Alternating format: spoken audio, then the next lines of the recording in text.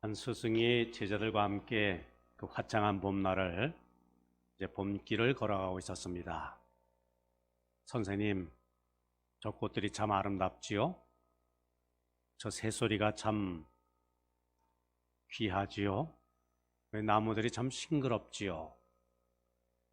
말을 건네지만은 스승님은 한마디 말씀 안 하시고 걷다가 이제 어느 건물에 이르렀을 때 저 건물 안에 더 아름답고 귀한 것들이 있단다 한마디 말씀하십니다.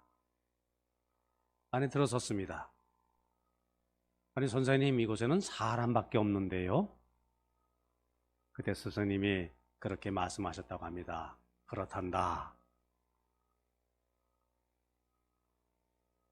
저 사람들이야말로 이 세상에서 가장 귀하고 가장 훌륭한 작품이란다. 그런 일화가 있습니다. 자, 사람이 무엇이냐? 참 본질적인 질문입니다. 그리고 그 질문에 답하는 것, 질문에 대한 대답이 중요합니다. 뭐라고 대답하느냐? 우선 유물론이 있지요. 어떤 입장입니까? 사람은 물질로 되어 있다는 것이지요. 동물적인 존재요. 사람은 물질적인 존재다. 그러니까 이 동물적인 본능을 중요시하기 때문에 약육강식, 또 적자생존, 그것을 강조하고요. 그리고 경제적이고 물질적인 욕구를 채우는 것, 이것이 인간 모든 문제의 근본적인 해결 방법이다. 경제적으로 평등한 사회를 이루게 되면은 이제 이 세상 모든 문제가 사라진다. 일리가 있습니다. 또 중요합니다. 근데 인간적인 동물적인 요소가 분명 있습니다. 네, 어떤 문제가 있습니까? 하지만 그것을 뛰어넘는 점에 있어서 인간은 물질적인 존재라는 것을 뛰어넘는 점에 있어서 인간의 위대함이 있는 것이지요. 둘째로 인간을 신이라고 보는 입장. 우리 속에는 절대 부인할 수 없는 어떤 영성, 신성이 있다는 것이지요. 아무리 악한 사람이라도 그 마음속에는 양심이 자리 잡고 있고요. 그리고 우리에게는 이 감춰진, 잊혀진 이 신적인 본질, 그 속에 구원이 있다는 겁니다. 많은 종교들이 이 입장을 취하고 있죠. 그래서 내가 도를 닦고요, 내가 무슨 명상을 하고 또 어떤 경제에 이르면은 신과 하나가 되어서 온전한 구원을 이룰 수 있다. 낙관적인 인간관입니다. 여기 문제는 뭡니까? 우리 인간은 죄와 허물 속에 살아가는 존재, 악과 씨름할 수밖에 없는 연약한 존재, 그 사실을 잊고 있습니다. 인간이 얼마나 연약한 존재인가, 이거를 잊고 있는, 너무 소홀히 생각하고 있는데 문제가 있습니다. 화가 고흐, 아마 다 아실 겁니다. 원래 이분은 목사님의 아들이었고요. 화가가 되기 전에 그 탄광에서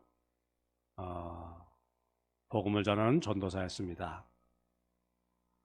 근데 어느 날 보니까 한 가난한 그 광부가 옷을 입고 있는데요, 제대로 된 옷을 입지 못하고 그저 물건을 포장했던 싸구려 천으로 대충 만든 옷을 걸쳐 입고 있는 겁니다. 근데 그 등에는, 옷의 등에 글자가 쓰여져 있어요. 영어로 해석 말하자면은 브레질, 무슨 말입니까? 깨어지기 쉬움, 그 뜻이죠. 그러니까 이 물건은 깨어지기 쉬우니 취급주의, 뭐 우리식으로 해석하면 그렇게 되겠습니다. 그 취급주의라고 쓰여진 그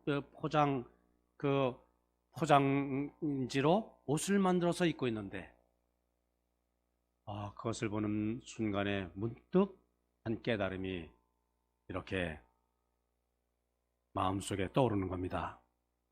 그렇구나. 인간은 깨어지기 쉬운 존재구나. 언젠가 한 번은 깨어지고 마는구나.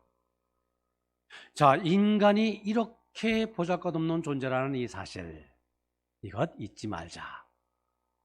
마음에 깊이 새겼고요. 그의 그림에 보면은 그런 다짐의 흔적이 담겨 있습니다. 우리 또한 이 사실을 잊지 말아야 할 것입니다. 자, 그래서 셋째, 성경은 우리 인간을 어떤 존재라고 말씀하고 있는가? 성경을 펼치면 제일 앞부분 창세기에 하나님께서 흙으로 사람을 만드시고 그 코에 생기를 불어넣으시니 생명이 된지라, 이렇게 말씀하고 있습니다. 인간은 본질적으로 뭐라고요? 흙이랍니다. 히브리어는 우리 한글처럼 이렇게 다양하지가 못합니다. 우리는 흙, 먼지, 티끌, 뭐 여러 가지 표현이 가능합니다만은 히브리어는 한 단어입니다. 사람은 흙, 먼지, 티끌, 재로 만들어졌습니다. 그리고 다시 흙, 먼지, 티끌, 재로 돌아갑니다. 사람은 본래 그런 존재라는 것이지요. 그것으로 끝은 아닙니다. 하나님이 그 코에 생기를 불어넣으시니, 생명의 기운을 불어넣으시니 생령, 살아있는 생명체가 되었더라. 그 사람은 이 육신, 흙인 존재, 그는 다시 흙으로 돌아가죠. 하나님의 생명의 기운, 생명, 다시 하나님께로 돌아가는 그러한 보잘것없는 존재이자 또는 가장 고귀한 존재, 두 요소가 함께 이렇게 섞여 있는 존재가 인간이다. 성경은 말씀을 하고 있습니다. 이 사람은 흙으로 만들어졌기 때문에 우리의 육체를 위해서 얼마나 많은 투자를 해야 되는지 몰라요. 흙으로 만들어졌다, 깨어지기 쉽다, 건강 잃어버리기 쉽기 때문에 늘 이거 관리를 해야 됩니다. 또 흙으로 만들어졌기 때문에 먹어야지요. 편해야 합니다. 집도 필요합니다. 따뜻해야 합니다. 그래서 우리가 이를 위해서 인생에 많은 노력을 기울이며 살고 있지요. 근데 문제는 불행하게도 많은 사람들이 이 육체의 안락, 흙으로 만들어진 이 인생의 편안함, 그것이 또한 영혼의 기쁨까지도 갖게 한다. 영혼의 기쁨까지도 이루게 된다. 그런데 그렇게 생각하는데 문제가 있지요. 예수님께서 말씀하신 누가복음에 나오는 부자, 아주 잘 그렇게 주님 말씀하고 있습니다. 큰 부자가 있었습니다. 가을이 됐습니다. 창고가 많았는데요, 창고마다 가득가득 추수한 그 곡식들을 가득 쌓아놓고 자기 영혼에게 뭐라고 말했습니까? 내 영혼아, 자, 이렇게 여러 해 풍족히 쓸 물건을 쌓아두었으니 그 다음 말씀이 뭡니까? 내 영혼아, 평안히 쉬고 먹고 마시고 즐기자.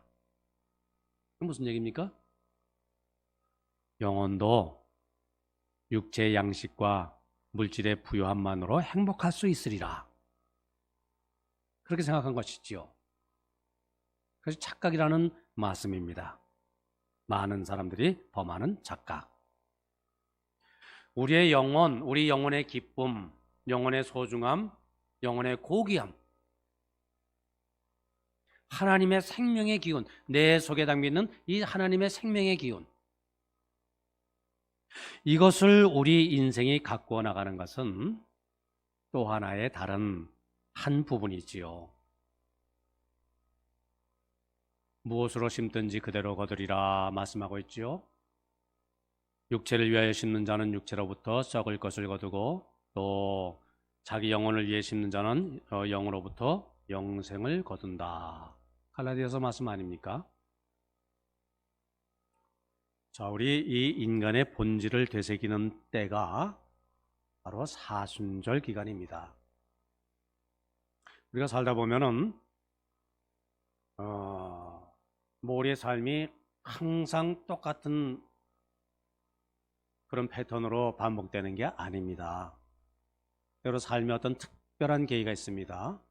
근데 그 특별한 때에 그 특별한 계기를 잘 잡아야, 그 기회를 선용을 해야 또 우리의 삶이 점프 한 단계 크게 성장할 수 있습니다. 우리 신앙도 마찬가지지요. 신앙의 절기, 사순절, 우리가 일평생 예수 믿고 산다 하지만은 이 신앙의 계기를 잘 선용을 해야 내 신앙이 한 걸음 더 크게 성숙할 수 있습니다. 자, 사순절 지난 17일, 지난 수요일에 시작이 됐습니다. 우리는 이날을 제의 수요일, 그러니까 타고난 제입니다. 제의 수요일. 근데 그 제는 거룩한 제다. 그래서 성회, 이 회는 제회자입니다. 한문으로. 그래서 성회 수요일 이렇게 말합니다. 죄를 뒤집어 쓰고 하나님 앞에 회개하며 시작하는 사순절. 거기는 두 가지 의미가 담겨 있습니다. 첫째는 뭐라고요? 죄를 뒤집어 쓰고, 둘째, 그러면서 회개하는. 자, 죄를 뒤집어 쓴다, 이것이 무슨 의미가 그 안에 담겨 있을까요? 그것은 인간의 본질을 회복한다, 그런 뜻입니다.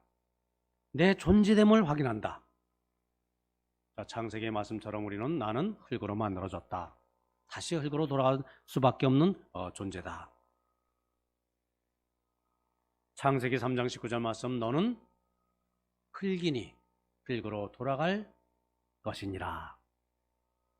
그 나의 나됨, 나의 본질을 다시 한번 점검하고 회복하는 계절.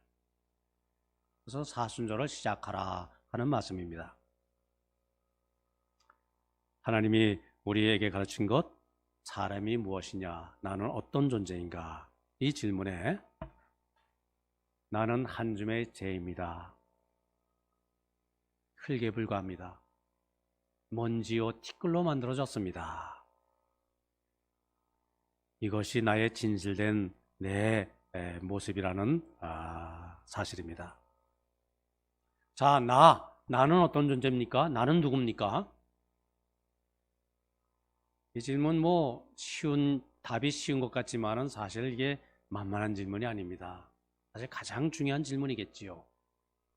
나는 어떤 존재입니까? 내 이름이 납니까? 지금의 내 이 외모, 이 모습이 나입니까? 내가 알고 있는 지식이 납니까? 내가 지금 소유하고 있는 것, 나의 재산, 내가 살고 있는 집, 내가 누리는 모든 그 생활 환경, 그 자체가 납니까? 참 어려운 얘기지요. 사실 굳이 얘기하자면 이 모든 것이 종합해서 종합적으로 이루어진 그것이 나이겠지만요. 그러나 성경은 뭐라고 말씀하고 있다고요? 그것이 나의 본질은 아니다, 이렇게 말씀하고 있는 것이지요. 나의 본질은 뭐라고요? 나의 본체는 뭐라고요? 흙이요, 먼지요, 티끌이요, 죄다. 이 사실을 다시금 확인하면은, 그 사실을 다시금 우리가 분명히 하면은, 때에 따라서 우리가 이 세상을 살아가면서 힘들고 어려운 때요, 그 고비를 얼마든지 이겨낼 수 있습니다. 기쁘고 즐겁고 참으로 뜻밖의 횡재를 만나고요, 그럴 때 사람이 자만하지 않을 수가 있습니다. 심지어 우리 사는 얘기뿐 아니라 죽음까지도 나는 본디 흙인데요, 나는 본디 죄인데 죽음은 다시 죄로 돌아가는 일, 이 죽음도 우리가 넉넉히 이거 수용할 수가 있습니다.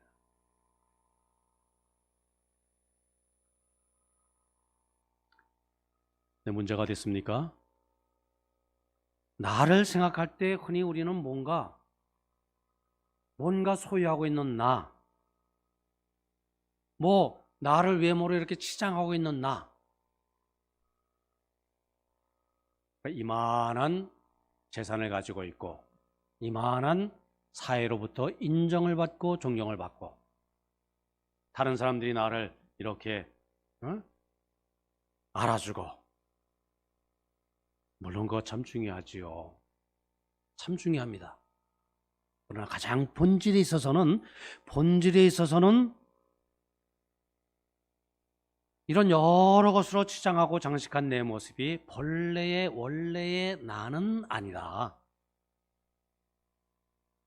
오히려 때로는 본래의 나를 숨기고 감추고 또 그것을 오염시키는 그런 장애의 요소가 될 수가 있다.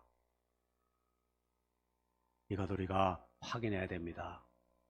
이것 점검을 해야 됩니다.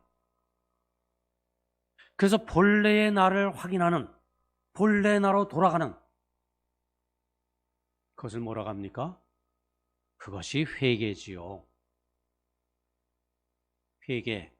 내가 지은 죄, 이 세상 살다가 말로 지은 죄, 행동으로 지은 죄, 여러 가지 나쁜 일을 행한 것, 이거 다 회개를 해야 됩니다만은, 회개의 본질은 그것이 아니라 그것보다도 본래의 나를 찾고 본래의 나로 돌아가는 그 삶의 나의 태도, 자세, 그것이 회개지요.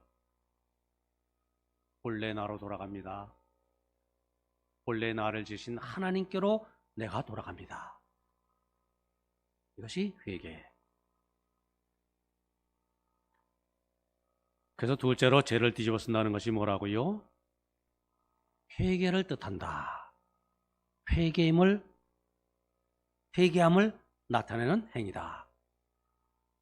구약성경에 보면 그렇습니다. 하나님 앞에 통회자복할 때, 특별히 온 민족이 함께 모여서 민족적인 죄를 하나님 앞에 아뢰고 또 하나님의 새로운 은혜를 구할 때 모두 성전 앞에 베옷을 입고 나갔습니다. 베옷은 뭐죠? 거친 옷, 상복이기도 하고요. 나는 이렇게 보잘것없는 존재입니다. 그러나 하나님 앞에 겸함을 표현한 것이고요. 베옷을 입고 머리에 죄를 뒤집어 쓰고 회개했다. 구약성경에 여러 번 이렇게 나오지요. 그래서 우리는 이 사순절 계절, 회개와 정화의 계절로, 나를 씻는 그러한 계절로 우리가 보내야 합니다. 자, 우리 인간에게는 여러 본능이 있어요. 본능이 좋은 겁니까? 나쁜 겁니까? 선한 겁니까? 악한 겁니까? 전혀 그것과는 상관이 없습니다. 본능은 본능일 뿐이지요. 그 본능을 악하게 쓰느냐 선하게 쓰느냐에 따라서 그 색깔이 변하는 것일 뿐입니다. 자기보호 본능, 이거 참 중요합니다. 그런데 사람들은 대부분 자기 자신의 부족함, 잘못, 죄, 이것이 노출되는 것을 싫어합니다. 그래서 죄를 지적당할 때의 세 가지 반응을 보이기가 쉽습니다. 첫째, 죄를 숨겨 덮어버리려고 하는 것. 마치 죄를 짓지 않은 것처럼 위장하며 살아가는 것이지요. 둘째, 핑계를 대거나 변명을 합니다. 그러니까 책임 회피, 그 책임을 모호하게 만드는 것. 나만 그러나 세상이 다 그렇지. 나만 그랬나? 저 사람은 더 나쁘지. 나는 그래도 이만하면 낫지. 이렇게 말이죠. 핑계하고 변명하는 것. 셋째, 합리화 정당화시키는 것. 죄를 지으면서 그거 죄가 아니다. 또 어쩔 수 없었다. 그럴 수밖에 없었다. 이렇게 어떻게 해서든지 정당화시키려고 합니다. 그래서 죄는 점점 더 깊어가지요. 사실 우리 인간의 문제는 나 개인이나 우리 사회나 다 그렇습니다. 죄를 지어서 문제라기보다는요, 회개하지 않는 것이 문제지요. 하나님은 회개의 기회를 주시지만은 사람은 회개하지 않으므로 멸망하게 되는 것이지요. 죄로 인해서 죽음이 이 세상에 들어왔다. 성경의 선언입니다. 그런데 실제로는 회개하지 않음으로 말미암아 죽음의 세력에 굴복을 하게 되는 것이지요.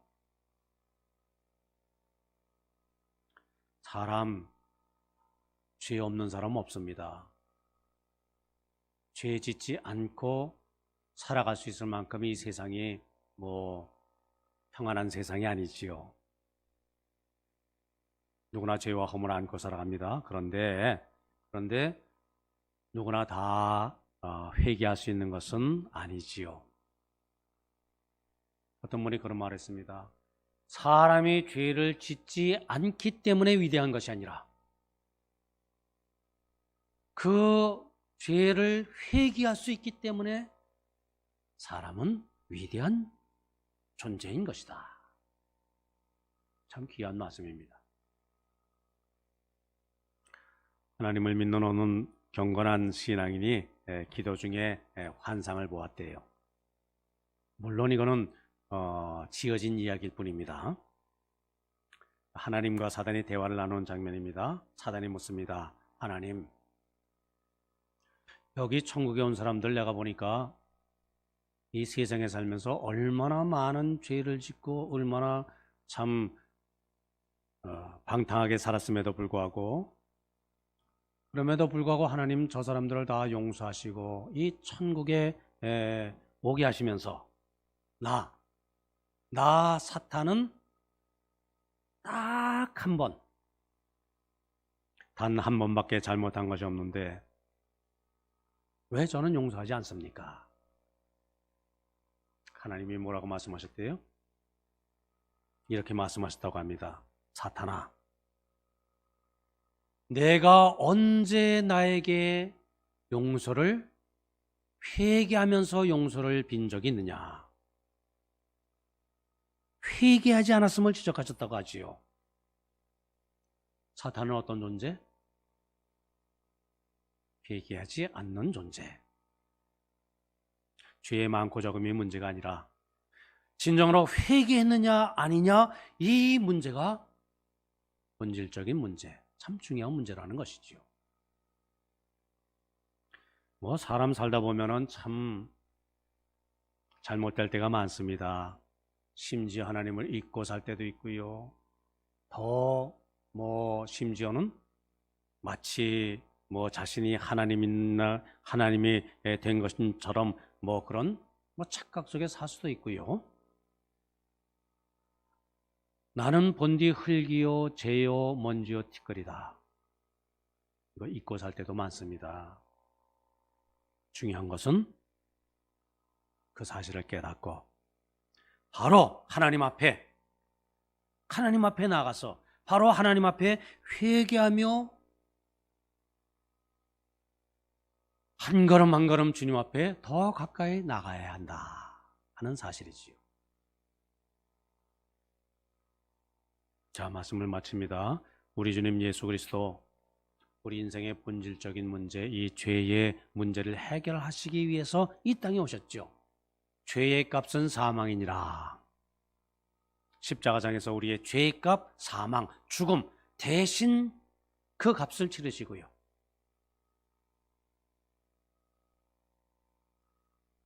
그러면 우리는